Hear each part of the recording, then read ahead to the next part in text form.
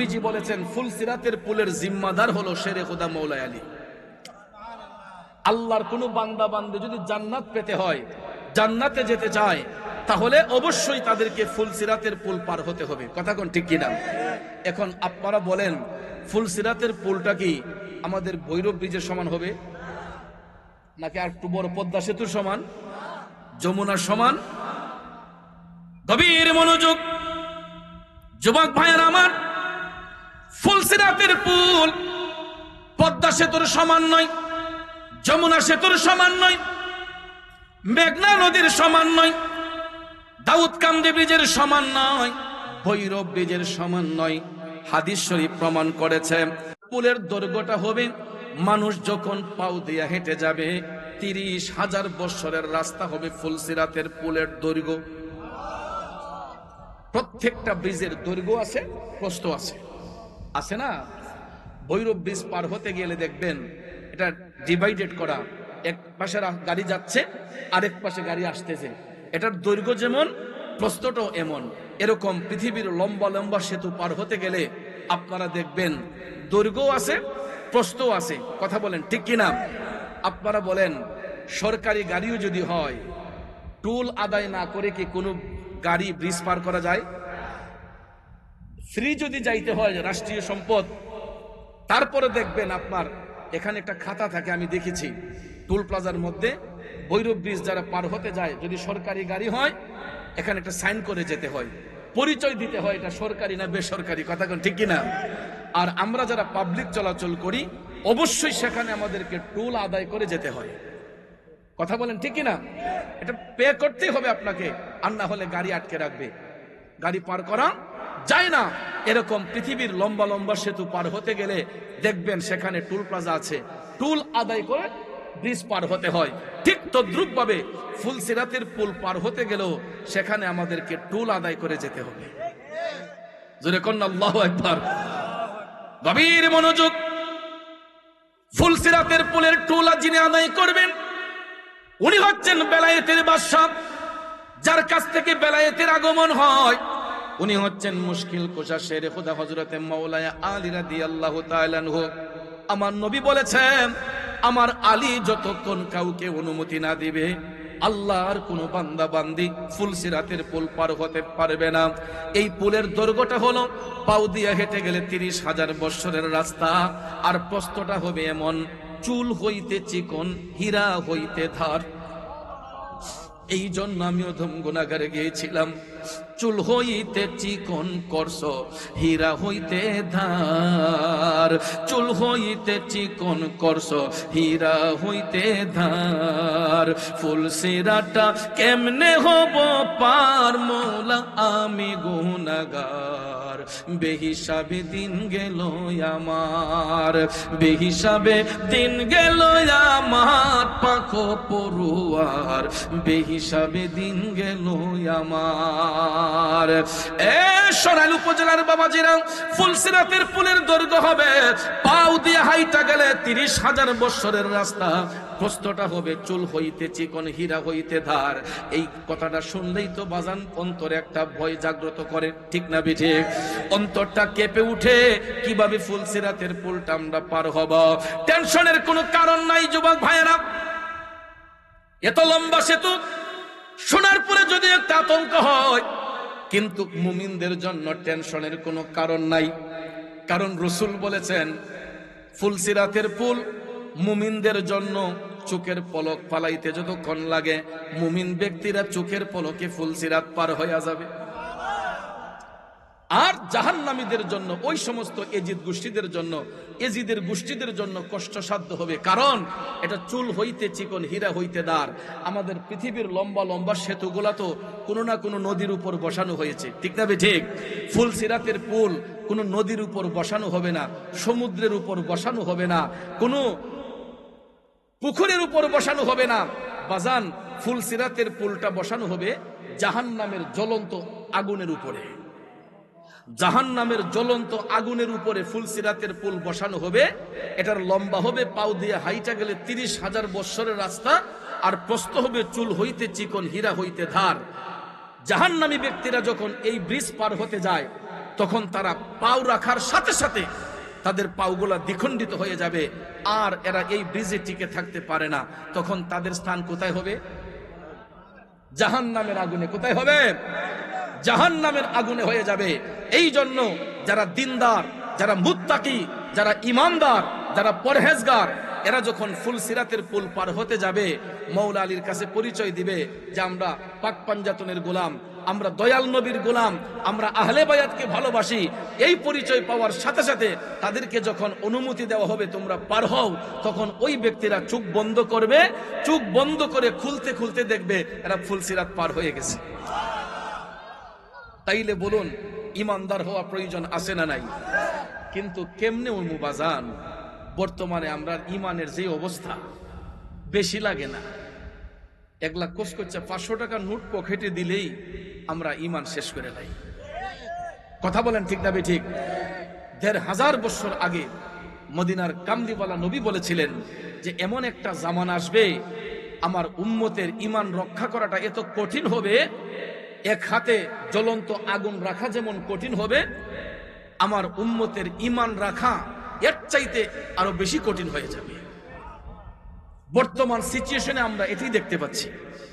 কিছু কিছু দাড়িওয়ালা, টুপিওয়ালা, জুব্বাওয়ালা, কুর্তাওয়ালা লোকদের মিষ্টি মিষ্টি লেকচার শুনলে আমাদের সমাজের কিছু কিছু ইয়াং যুবক আছে যারা কলেজ ইউনিভার্সিটিতে পড়ে, এরা দেখবেন আমাদেরকে সাধারণ পাবলিকদেরকে বলে, সুন্নি বক্তা রাইসা তো কয়েকটা গজল গায়, একটু জিকির করে, এরা কি কোরআন হাদিসের কথা বলে?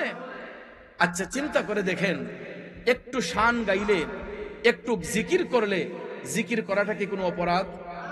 জিকির করলে লাভ হয় না লস হয়? জিকির করলে কালবের ময়লা পরিষ্কার হয়।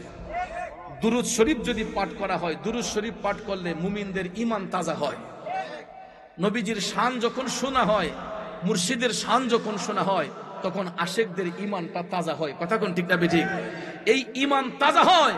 আর আমাদেরকে কিছু কিছু ওই তথাকথিত শায়েখদের কথার প্রলোভনে দেখবেন সমাজের কিছু ইয়াং যুবক, এরা আমাদেরকে ডিভাইডেড করার জন্য, ইমান থেকে সরে যাওয়ার জন্য ইমোশনাল হিট দেয় যে অমুক স্কলারে, অমুক শায়েখে ইংরেজিতে টকিং করে, ইংলিশে টকিং করে, এবং কত সুন্দর সুন্দর মিষ্টি মিষ্টি কথা বলে, অমুক হুজুর আমার যে পছন্দ। ঠিক না ঠিক? অমুক হুজুরের কথা যেই সুন্দর, ওনার লেকচার আমি গাড়িতে বসে শুনি, আমি বাসায় বসে শুনি, কিন্তু ভাইয়ের আমার এক দুনা দুধ দোহন করে এটার মধ্যে 1 ফুটা চেনা যদি মিশ্রিত করা হয়, আপনারা বলেন এই দুধের কোনো মূল্য থাকে? জোরে বলেন থাকে? এই জন্য ভাইয়ের আমার, বন্ধুরা আমার, একজন কবি লিখেছিলেন, ওরে আলিম হইয়া রিয়া কাহারি, মন রে ওয়াজ করে পরের বাড়ি, লবণ ছাড়া তরকারি কোনো মূল্য নাই, প্রেমের বাজারে দেখি মানুষ নাহি পাই, ভবের বাজারে মানুষ সীমা শঙ্কা নাই, প্রেমের বাজারে দেখি মানুষ নাহি পাই। খারাপ লাগতেছে বাজান কথাটা বলার কারণ হলো, একটা তরকারি রান্না করলেন, এই তরকারির মধ্যে সব ধরনের মশলা দিলাম, এত সুন্দর গ্রান বের হলো, একটা জিনিস দিলাম না, জিনিসটার নাম কি? জিনিসটার নাম, আপনি সব ধরনের মশলা দিছেন, সব ধরনের মশলা দিছেন, এখন তো আরো নতুন নতুন মশলা বের হইছে, শাহী মশলা। ঠিক না বেঠিক? শাহী গরম মশলা কয় এক লেকচারের মধ্যে কয় 1 চামচ দিলেই আর কোনো বাবুর্চির প্রয়োজন হবে না, ঘরে বসে নিজেরাই রান্না করতে পারেন। মানলাম, আমি রান্না করতে পারলাম, সব মশলা দিলাম, একটা জিনিস দিছি না বা, এটা নাম কি? এটা না দিলে যদি তরকারি সামনে দেওয়া হয়, মুখে দিলে মুখটা কি সোজা থাকবে না বেহা হইব? হ্যাঁ, মজা বাড়বে না কমবে? যত ধরনের মশলাই দেন, লবণ যদি এটাতে না ছাড়া হয়, তাহলে এই তরকারি কখনো সুস্বাদু।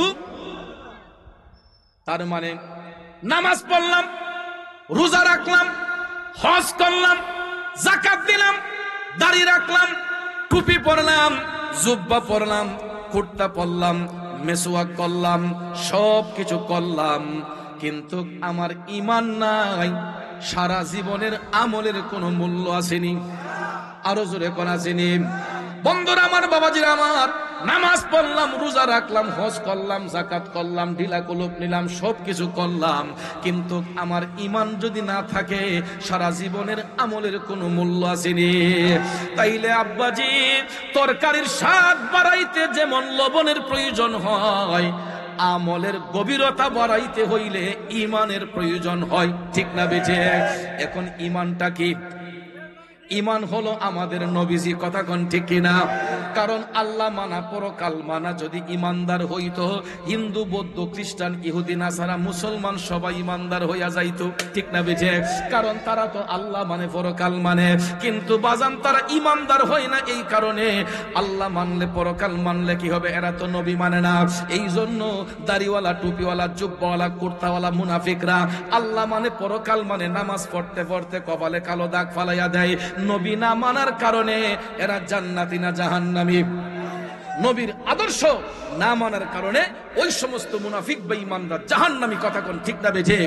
এই জন্য এই সমস্ত মুনাফিকরা, একটু আগে আমার ভাই সাদরুল ইসলাম সাহেব বলে গিয়েছেন যে এরা এজিদের নামের আগে রাহিমাহুল্লাহ তাআলা কয়, এবং ওই সমস্ত খন্নাসের দলেরা এরা বলে এজিদকে জাহান্নামী বলা যাবে না। স্পষ্ট বক্তব্য দিচ্ছে, সোশ্যাল মিডিয়াতে প্রমাণিত হচ্ছে। এরা বলে যে এজিদ যদি তওবা করে আল্লাহ নাকি তারে মাফ করে দিব। আপনারা বলেন যে আহলে বায়াতের সঙ্গে বিয়াদবি করেছে তাদের বিরুদ্ধে যুদ্ধ ঘোষণা করেছেন কে? স্বয়ং রব্বুল আলামিন। এই জন্য ওই সমস্ত জাহান্নামী ফাসিকদেরকে যারা বলে যে এরা তওবা করলে আল্লাহ মাফ দিব, এজিদ রাদিয়াল্লাহু তাআলা আনহু, তার মানে বোঝা গেল যে আমরা এজিদকে দেখি নাই, কিন্তু এজিদের উত্তরসূরিরা এখনো দুনিয়াতে আছে। আর বর্তমানে এদের আচার আচরণ, খাসিয়ত দেখলে ভাইয়ারা আমার, ওই এজিদ গোষ্ঠীরা বর্তমানে এখন দেখা যায় কিছু কিছু এজিদের ছেলেরা হিন্দুদের মন্দিরে গিয়েও বক্তৃতা দেয় এবং গীতা পাঠ করে, কথা কোন ঠিক না বেঠিক? এদের চাপার মধ্যে কেমন জোর আল্লাহ দিছে ভাইয়ার আমার। এরা মুখের মধ্যে মধু, অন্তরের মধ্যে বিষ। উপরে মধুর লেভেল, ভিতরে কি? এখন বাজারের মধ্যে তো দেখবেন মধুর অভাব নাই, কথা কোন ঠিক না বেঠিক? 100% গ্যারান্টি, বোতলের চারপাশে লেখা থাকে 100% গ্যারান্টি, পিওর মধু। কিছু কিছু মানুষ তাদের মুখের মিষ্টি মিষ্টি কথা শুনে কয়, আহারে মধুটা মনে আসলেই পিওর। বাড়িতে কিনে আইনা দেখে এটা নিচে হুদা চিনি শিরা, কথা কোন ঠিক না বেঠিক?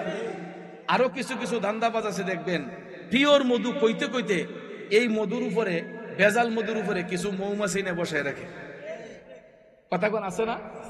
কয় এই মাত্র শাক ভাঙ্গা নিয়ে আসছি, এই মাত্র শাক ভাঙ্গা নিয়ে আসছি। এরপরও দেখা যায় আমাদের বিশ্বাস মজবুত হওয়ার জন্য সে ধান্দাবাজি করবে। কিভাবে করবে? আমাদেরকে ধোঁকা দেওয়ার জন্য কিছু মধু পরে বসাইয়া কয় এই মাত্র শাক ভাঙ্গা মধুটা নিয়ে আইছি, ওই অমুক জায়গা থেকে, অমুক গ্রাম থেকে অক্ষণ হালি লই আইছি, শরীরের মাঝে কিছু সালিমালি মাইকাও রাখে, আসেনি মিয়া?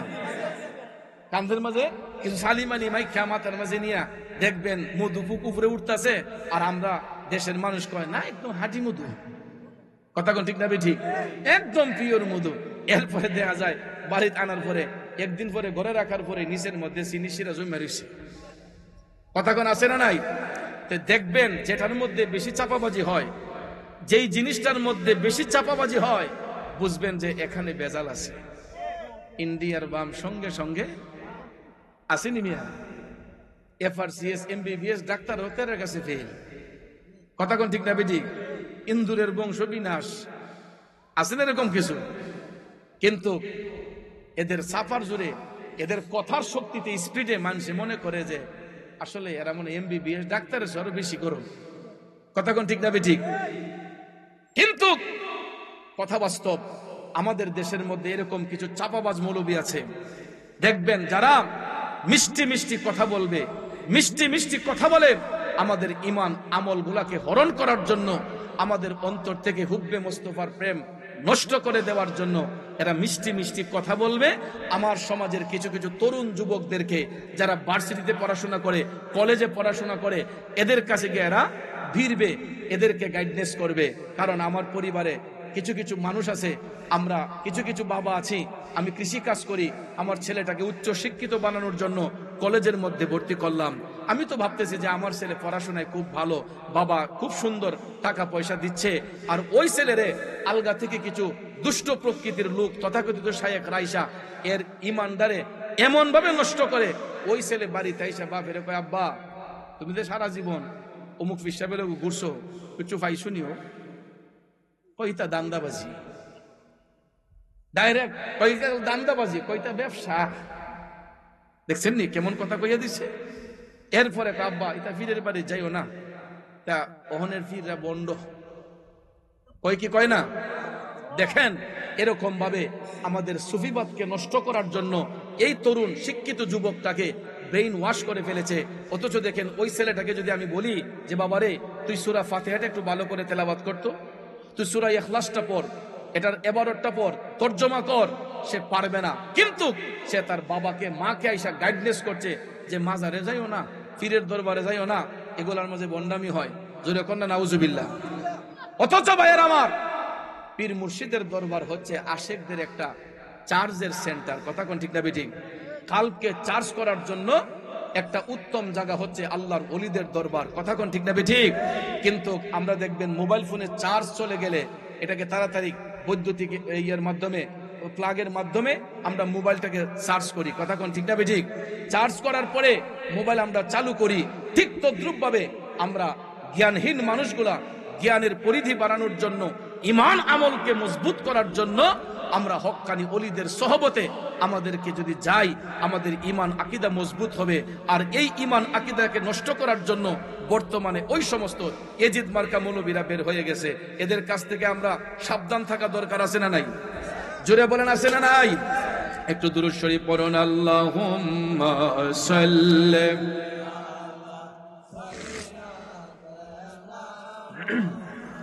মাদ আল্লাহুম্মা সাল্লি আলা সাইয়্যিদিনা মুহাম্মাদ নবী। সাউন্ডের মধ্যে মজা নাই। লানা মুহাম্মাদ নবী শাফি মাওলানা মাদ দয়াল নবীজির ভালোবাসায় আল্লাহর দিদার পাওয়া যায়। আমার দয়াল নবীজির ভালোবাসায় আল্লাহর বন্ধু হওয়া যায়। আল্লাহ সাল্লি আলা সাইয়্যিদিনা আদনাবি শাফি মাওলানা মাদনাবি শাফি মোহাম্মদ। বাবাজিরা আমার, বন্ধুরা আমার, যেই কথা বলেছিলাম আহলে বায়াতকে আমরা কেন ভালোবাসবো? কারণ ফুলসিরাতের পুলের জিম্মাদার হলেন শেরে খোদা মওলাই আলী। হযরত আলীকে যদি ভালোবাসেন ফুলসিরাত পার হওয়া সম্ভব হবে। আল্লাহর হাবিব তারপরে বলেছেন পৃথিবীর জমিনে যত নারীরা জান্নাতের শুভ সংবাদ পাবে তাদের সরদারিনী হবে খাতুনে জান্নাত মা ফাতেমাতুজ জাহরা রাদিয়াল্লাহু তাআলা আনহা। চিৎকার মেরে কন্যা সুবহানাল্লাহ। এই জন্য কবি বলেছেন, কি জননী ছিলেন দেখো মা ফাতেমা, মা বলে ডেকে দিলেন দয়াল খুদাই রে দয়াল খুদাই। আরে জান্নাতি সরদার যিনি, জান্নাতি সরদার যিনি, তার তুলনা নাই। মায়ের কদমের নিচে জান্নাত দিলেন খোদায়। আমার মায়ের মতো আপনজন, মায়ের মতো আপনজন ত্রিভুবনে নাই। মায়ের কদমের নিচে জান্নাত দিলেন খোদায়। মায়ের কদমের নিচে জান্নাত দিলেন খোদায়। খারাপ লাগতেছে বাবাজিরা, বন্ধু পৃথিবীর জমিনে যত নারীরা জান্নাতের শুভ সংবাদ পাবে গো, তাদের সরদারনি হবেন খাতুনে জান্নাত মা ফাতেমা জাহরা রাদিয়াল্লাহু তাআলা আনহা। তারপরে আমার রাসূল বলেছেন আমার হাসান হুসাইন হবে জান্নাতের যুবকদের সরদার। ঠিক কিনা কোন? এই হাদিস শরীফটা একেবারে কমন। শুধু সুন্নি জামাতের আলেম নয়, কওমি বলেন খারিজি বলেন, যত ঘরানার আলেম সমাজ রয়েছে, জুমার দিনে যারা সানি খুতবা প্রদান করেন, দ্বিতীয় খুতবার মধ্যে আপনারা একটু মনোযোগ দিয়ে শুনবেন, সমস্ত উলামায়ে কেরাম খতিব সাহেবগণ জুমার দিনে সানি খুতবার মধ্যে এটা পড়েন, আল হাসান ওয়াল হুসাইনু সাইয়্যিদা শাবাবি আহলিল জান্নাহ। কথাগণ পড়ে কি পারে না? আল হাসান ওয়াল হুসাইনু সাইয়্যিদা শাবাবি আহলিল জান্নাহ। অর্থাৎ আল্লাহর হাবিব বলেছেন আমার নাতি হাসান হুসাইন হবে জান্নাতি যুবকদের সরদার। এই কারণে দেখবেন গ্রামে গঞ্জে কিছু কিছু পোলাপানরা একটু দুষ্টামি করে, মজার ছলে কয় মুরব্বীরা বেহেশতে যাবে না। কয় কি কয় না? অনেকেই দেখবেন তামস্কারার ছলেই কয় যে বুড়া বেড়া বেহেশতে যেত না। এই কথা শুনলে মুরব্বীরা বেজার হইব না খুশি হইব?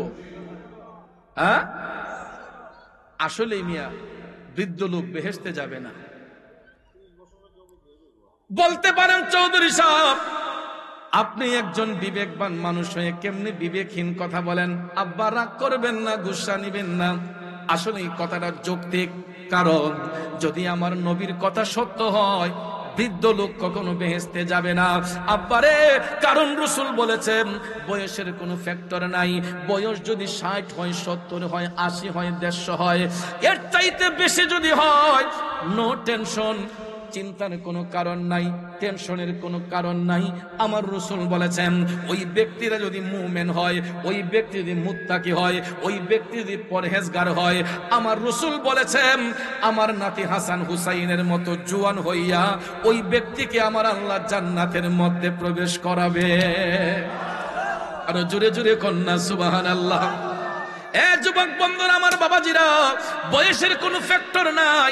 60, 70, 80, 100, 150 হয়ে গেল, সমস্যা নাই।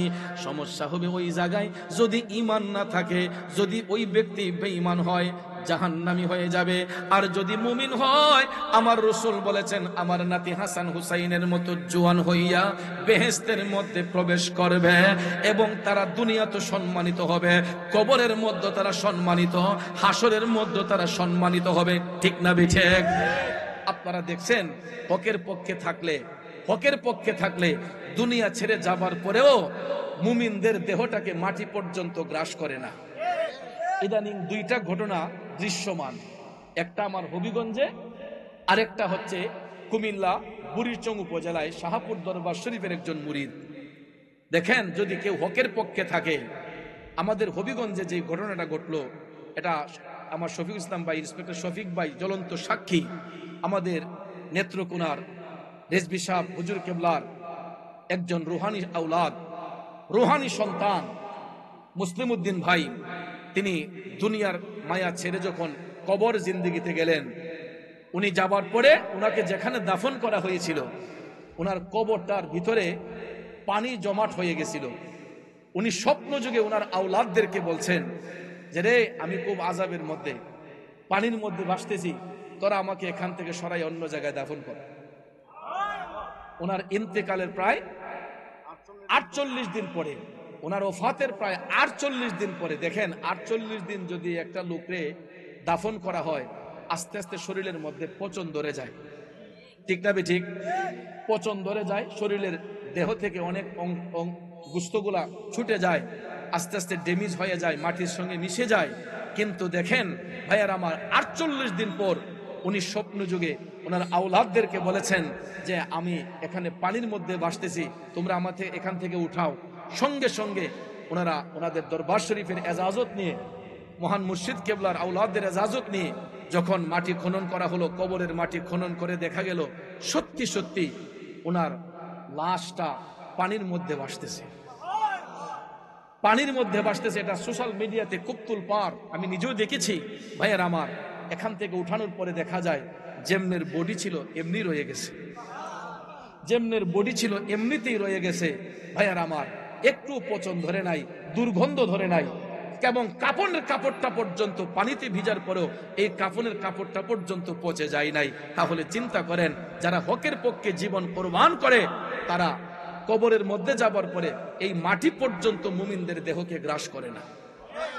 কেননা আল্লাহর হাবিব হাদিস শরীফের মধ্যে স্পষ্ট করে বলেছেন, কোন মুমিন যদি মারা যায়, ওই মুমিন ব্যক্তিকে কবরস্থ করার পরে দুনিয়াবাসীরা যদি আমরা 3.5 হাত কবরের মধ্যে শোয়াই, আল্লাহর নবীর হাদিস মোতাবেক দয়াল নবীর কথা মুবারকে স্পষ্ট প্রমাণিত হয় যে রাসূল বলেছেন, মুমিন ব্যক্তিদের ইন্তেকালের পরে তাদেরকে যদিও দুনিয়াবাসীরা 3.5 হাত কবরে শোয়ায়, মুমিনদের কবর কিন্তু 3.5 হাত থাকে না। আল্লাহ তাআলা রহমতের ফেরেশতার মাধ্যমে ওই মুমিনদের কবরটাকে নূরের একটা মহল বানায়া দেয়। অনেকেই দেখবেন আমরা কেন এত বড় জায়গা নিয়ে মাজার শরীফের জায়গা করি, আমাদেরকে ফতোয়া দেয় এগুলা বেদাত বলে, কি বলে না?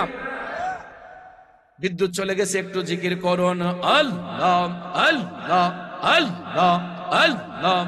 আমার যুবক বন্ধুরা, বাবাজিরা, যেই কথাটা বলতে চেয়েছিলাম, আল্লাহর হাবিব রাহমাতাল লিল আলামিন বলেন, কোন মানুষ যদি দুনিয়া ছেড়ে চলে যায়, ওই ব্যক্তি যদি মুমিন হয়, মুত্তাকি হয়, ইমানদার ব্যক্তিদেরকে কবরস্থ করার পরে আমার রাসূল বলেন, আল্লাহ তাআলা রহমতের ফেরেশতা পাঠাইয়া ওই মুমিনদের কবরটাকে 70 গজ প্রসারিত করে, এক একটা মুমিনের কবরকে নূরের এক একটা মহল বানাইয়া দেয়।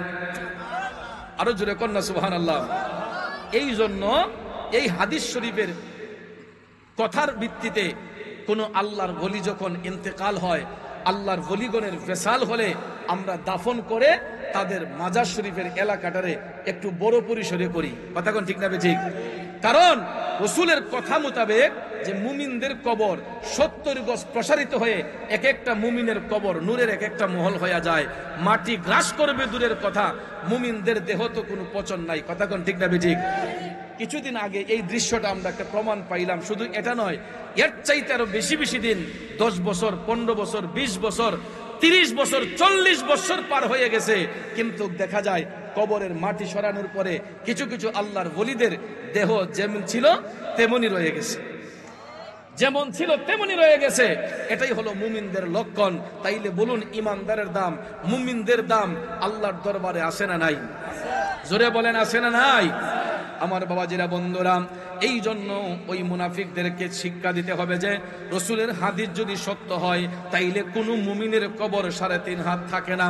এটা স্পষ্ট রাসূল আপন চোখ মুবারকে দেখেছিলেন যখন আল্লাহর হাবিব মেরাজ রজনীতে মওলা পাকের দিদার অর্জন করতে গিয়েছিলেন। প্রথম আসমানে যাবার সাথে সাথেই আল্লাহর হাবিবকে জান্নাত এবং জাহান্নাম দেখার পারমিশন দেওয়া হয়েছিল। রাসূল জান্নাত দেখার আগে জাহান্নামে গেলেন। জাহান্নামে গিয়ে রাসূল দেখতেছেন কিছু কিছু মানুষের আযাবের দৃশ্য। এমন কিছু কিছু মানুষ, তারা কবরের মাটি ফাইটা ফুলকিগুলা উপর দিকে উঠতেছে। আল্লাহর হাবিব কান্না করে বলতেছেন, ও জিবরাইল, এই দৃশ্য কি দেখলাম? জিবরাইল আলাইহিস সালাম কয়, ইয়া রাসূলুল্লাহ, এইগুলা আপনার উম্মতের মধ্যে একদল লোক, এরা বেঈমান ছিল, এরা মুনাফিক, এরা ফাসিক। এই জন্য নবী গো, তাদেরকে কবরস্থ করার পরে কবরের মাটি তাদেরকে সহ্য করতে পারে না। এই জন্য মাটির চাপে জাহান্নামের আগুনে এরা চিৎকার করে কিয়ামত পর্যন্ত কান্নাকাটি করবে। জোরে কি নাউজুবিল্লাহ বলবেন না? কারণ জাহান্নামীদেরকে কবরস্থ করার পরে কবরের মাটিগুলা দুই পাশ থেকে চাপবে, চাইপা এমন ভাবে চিপ দিবে, আল্লাহর নবী বলেছেন, ডান পাজরের হাড়গুলা বাম পাজরে যাবে, বাম পাজরের হাড়গুলা ডান পাজরে যাবে। মুরগের হাড় দিতে কামড় দিলে যেই রকম মরমর করে ভেঙে যায়, জাহান্নামী ব্যক্তিদেরকে কবরে রাখার পরে তাদের দেহের হাড়গুলা এরকম ভাবে মরমর করে ভেঙে যাবে। জুরে কোন নাউজুবিল্লাহ। উইদাউট মুমিন ব্যক্তিদেরকে যখন কবরস্থ করা হয়, তখন ভাইয়ের আমার মাটি চাপ দিবে দূরের কথা, মুমিন ব্যক্তিদেরকে কবরস্থ করার পরে তাদের কবরের মাটি দুই পাশ দিকে ছইরা 70 গজ প্রসারিত হয়ে আল্লাহ রাসূল বলেছেন, মুমিনদের কবর এক একটা নূরের মহল হয়ে যায়। এই জন্য মুমিন ব্যক্তি যারা হয়, এরা দেখবেন আল্লাহর কাছে ফরিয়াদ করে যে, আল্লাহ, দুনিয়াতে যদি আমাদেরকে রাখো, নেক হায়াত দিয়ে রাখো, আল্লাহ তাড়াতাড়ি আমার ঈমানের সহিত মরণ দান করো। কয় কি কয় না? ঈমানের পথে অবিচল থেকে আমার মরণ যেন হয়, ঈমানের পথে অবিচল থেকে আমার মরণ যেন হয়। মুমিন যারা হয়, মুত্তাকি যারা হয়, এরা সব সময় আমার আল্লাহর কাছে ফরিয়াদ করে, আল্লাহ আমাকে তাড়াতাড়ি ঈমানের সহিত মৃত্যু দান করো। কারণ মুমিন ব্যক্তিরা দুনিয়ার জিন্দেগি বেশি দিন চায় না, কারণ আখিরাতের জিন্দেগিটাই তাদের আসল জিন্দেগি। কারণ সেখানের মধ্যে কোনো টেনশন নাই, শুধু আরাম আর আরাম, আরাম আর আরাম। কথা কোন ঠিক কিনা? আর আমরা তো দুনিয়া তাইলে আমরা মনে করি যে দুনিয়াটাই মনে আমরা সব, ঠিক না বে ঠিক? আমরা মনে করি যে দুনিয়াটাই মনে আমরা লেগে সব। এমন কিছু মানুষ দেখবেন এই দুনিয়াদারি পায়া কাকে মারবে কাকে ধরবে, ক্ষমতার অপব্যবহার, জোর জবস্তি, জুলুম, নির্যাতন, এমন ভাবে টর্চারিং শুরু হয়, মনে করে যে দুনিয়াটাই মনে আমার জন্য চিরস্থায়ী। আসলে কি দুনিয়াটা আমার আপনার জন্য চিরস্থায়ী? আর দুনিয়াও মাজরাতুল আখিরাহ, এটা হলো আখিরাতের একটা পরীক্ষাশালা। এখানে যে যা কিছু করবে আপন কর্ম অনুসারে সেই সাজা ভোগ করতে হবে আসল জায়গার মধ্যে। কথা কোন ঠিক না বেঠিক? এই জন্য কবি বলেছেন, ওরে সৃষ্টিকর্তার ইশারাতে যেতে হবে মাটির নিচেতে, ওরে ভাই চলবে না আর বাহাদুরি, যাহা করতে দুনিয়া ওরে দম ফুরাইলে রঙের জলসা যাইব শেষ হইয়া। আসলে অমন হাসায়া অমন যেতে যাবে কান্দায়া, ওরে দম ফুরাইলে রঙের জলসা যাইব শেষ হইয়া। কথা বলেন ঠিক কিনা? এই জন্য বাজান পায়ে হাত ধরে বলে যাই, দুনিয়াটা কারো জন্য চিরস্থায়ী নয়। সোশ্যাল মিডিয়া খুললে কিছু কিছু অমানবিক নির্যাতন দৃষ্টিগোচর হয়। মানুষ হইয়া কিভাবে একটা মানুষকে হত্যা করে। আবার কিছু কিছু মানুষ এই সোশ্যাল মিডিয়ার মাধ্যমে, অ্যান্ড্রয়েড মোবাইলের মাধ্যমে আলগা থেকে আবার ভিডিও করে, দুইজনে মারে, একজনে ভিডিও করে।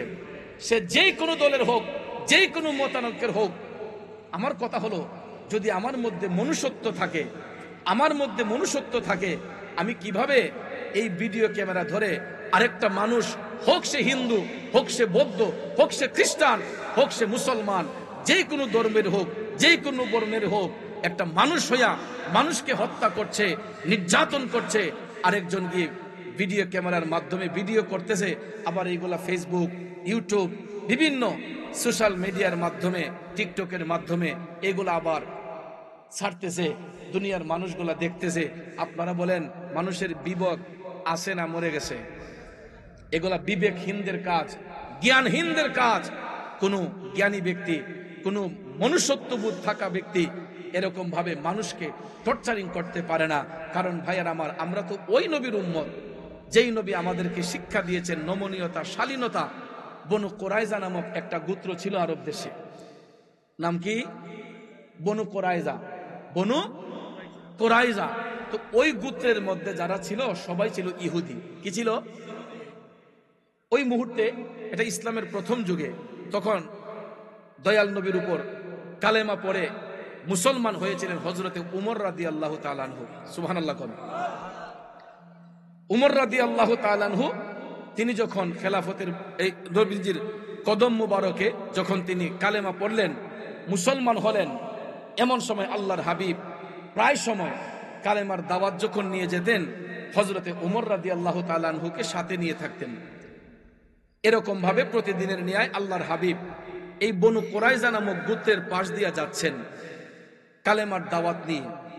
হঠাৎ করে দেখা যায়, আপনাদের কি কষ্ট হইতেছে? খারাপ লাগতেছে? কারণ গরমের দিন তো একটু কষ্ট হতেই পারে। তো ভাইয়ের আমার, যেই কথাটা বলতে চেয়েছিলাম, তো ওই বনু কোরাইজা গোত্রের পাশ দিয়ে রাসূল যখন যাচ্ছেন, হঠাৎ করে একটা ইহুদিকে রাসূল ডাকলেন। ডেকে বলতেছেন, তুমি পড়ো লা ইলাহা ইল্লাল্লাহু মুহাম্মাদুর রাসূলুল্লাহ। আমার নবী কি দিলেন? কালেমার দাওয়াত দিলেন। কি দিলেন? ওই ইহুদিকে রাসূল বললেন, ভাই তুমি কালেমা পড়ো। ইহুদি এই কথা শোনার পরে কালেমা পড়বে দূরের কথা, সে হাত টানাইয়া নবীজির গাল মুবারকে ঠাস করে একটা থাপ্পড় মেরে দিছে। আরো চিল্লাই এখন নাউজুবিল্লাহ, আরো বড় করে বলেন নাউজুবিল্লাহ। যখন ইহুদি আমার নবীর গাল মুবারকে চোর মেরে দিল, হযরত উমর রাদিয়াল্লাহু তাআলা আনহু কোমর থেকে টান দিয়ে তরবারিটা বের করে বলতেছেন, নবী গো, ইয়া রাসূলুল্লাহ, আমি ইসলাম ধর্ম গ্রহণ করার পর থেকে দেখতেছি ওই নবীর শরীর মুবারকের মধ্যে মশা মাছি পর্যন্ত বসে না। যেই নবীর শরীর মুবারকে মশা মাছি পর্যন্ত বসা আমার আল্লাহ হারাম করে দিয়েছে, ওই ইহুদির বাচ্চা আপনার গাল মুবারকে আঘাত করেছে। নবী গো, আপনি একটা বার আমাকে অনুমতি দেন, এই ইহুদির বাচ্চার কেল্লাটা আমি আলাদা করে দেই। আমার রাসূল যখন দেখলেন হযরত উমর রাদিয়াল্লাহু তাআলা আনহু উত্তেজিত হয়ে গেলেন, অনুমতি প্রার্থনা করলেন ইহুদির কেল্লা আলাদা করার জন্য। কারণ ওই ইহুদি এমন অপরাধ করেছে, রাহমাতাল লিল আলামিন নবীর শরীর মুবারকে আঘাত করেছে। এমন অবস্থায় দয়াল নবী বললেন, উমর, তুমি কি কোরআনের এই আয়াত শোনো নাই? ইন্নাল্লাহা মা'আস সাবিরিন।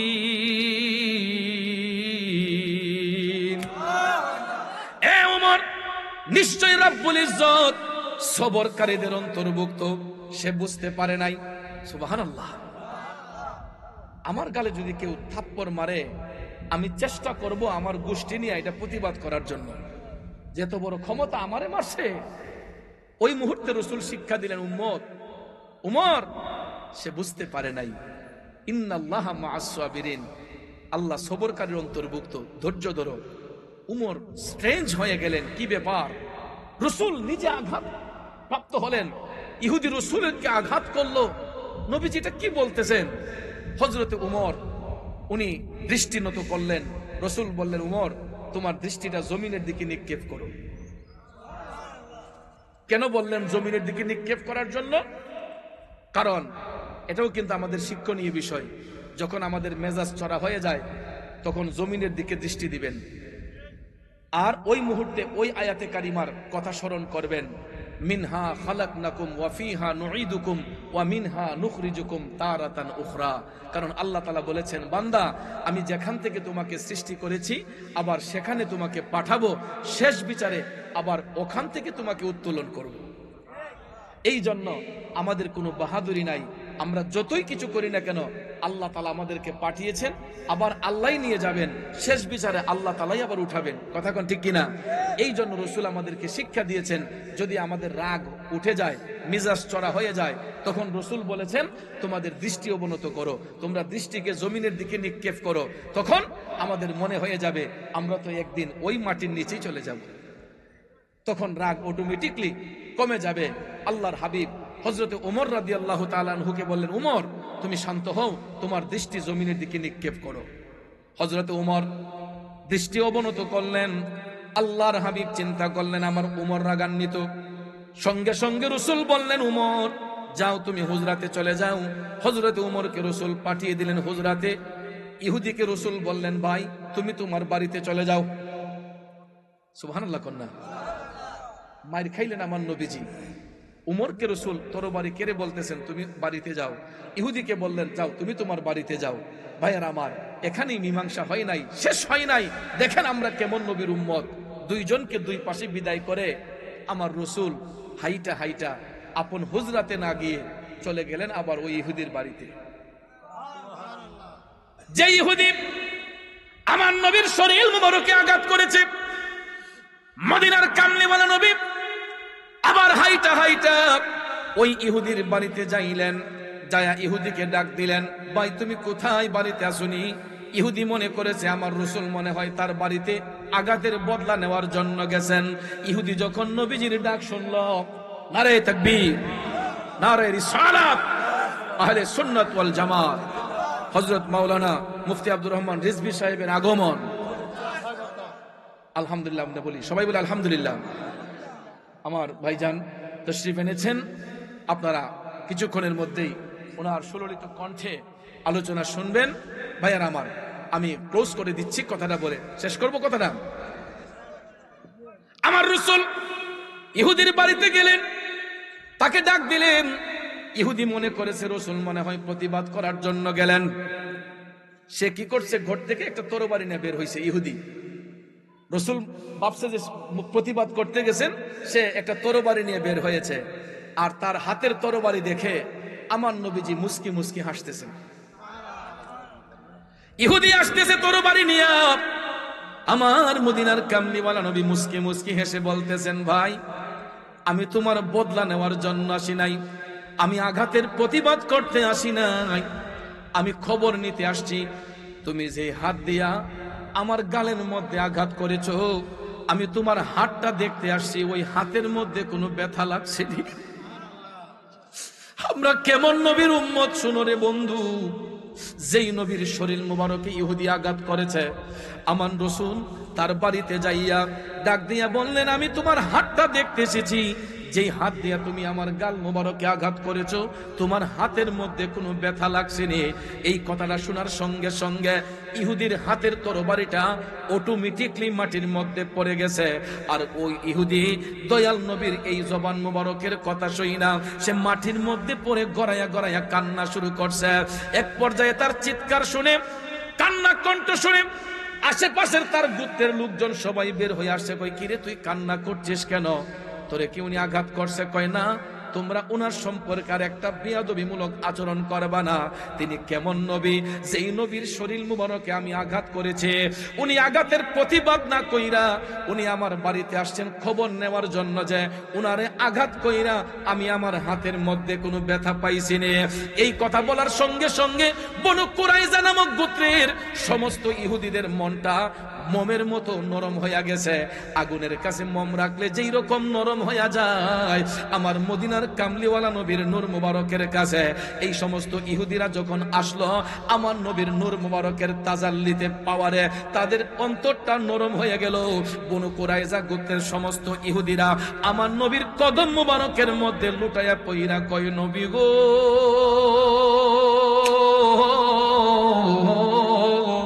ইয়া রাসূলুল্লাহ, আমরা অন্যায় করেছি, বেয়াদবি করেছি, না যাই না আপনার শরীর মুবারকে আঘাত করেছি। ওগো মায়ার নবীজি, এই মুহূর্তে কালেমা পড়ায় আমাদেরকে মুসলমান বানাইয়া দেন, আমরা সত্য ধর্ম গ্রহণ করতে চাই। আমার দয়াল নবীজি ওই বনু কুরাইজা গোত্রের যত ইহুদি ছিল সমস্ত ইহুদিদেরকে কালেমা পড়াইয়া মুসলমান বানাইয়া দিলেন। ইসলামের পক্ষে লাভ হইছে না লস হইছে? লাভ হইছে না লস হইছে? আমার রাসূল আঘাত পাইয়া যদি উমরকে বলতেন, উমর তার কেল্লা ডালগা করে দাও, হযরতে উমর কি এক সেকেন্ড দেরি করতেন? কিন্তু দেখেন ধৈর্য মানুষদেরকে কি শিক্ষা দেয়, ধৈর্য মানুষদেরকে কি শিক্ষা দেয়। আল্লাহর হাবিব হযরতে উমরকে যখন কোরআনে পাকের আয়াত শোনায়া দিলেন, ইন্নাল্লাহা মাআস সাবিরিন, উমর আল্লাহ তাআলা সবরকারীর অন্তর্ভুক্ত, এই ধৈর্যের শিক্ষা দেওয়ার ফলে ওই ইহুদি একজন নয়, ওই গোত্রের যত ইহুদি ছিল সবাই কালেমা পড়ে মুসলমান হয়ে গেছে। তাইলে লাভ হইছে না লস হইছে? কিন্তু আমরা প্রতিহিংসার জেরে, আমাকে কেন অপমান করলো, আমি তাকে অপমান করতে হবে, আমাকে কেন মারলো, আমি তাকে মারতে হবে, এই যে একটা প্রতিহিংসা, এটার কারণে কিন্তু জাহিলি যুগের যে খাসিয়ত ছিল আমরা এই খাসিয়তগুলো গ্রহণ করে ফেলতেছি। ভাইয়ার আমার, এখনো সময় আছে, ইত্তাকুল্লাহ, আল্লাহকে ভয় করতে হবে, নবীর গোলামিতে মশগুল হয়ে যেতে হবে, তরিকত প্রেমে পাগল হতে হবে। কথা কোন ঠিক না বেঠিক? তাইলে দেখবেন ঈমান, আকীদা, তাসাউফ যখন মজবুত থাকবে, আমাদেরকে কেউ ধ্বংস করতে পারবে, কেউ ধ্বংস করতে পারবে না।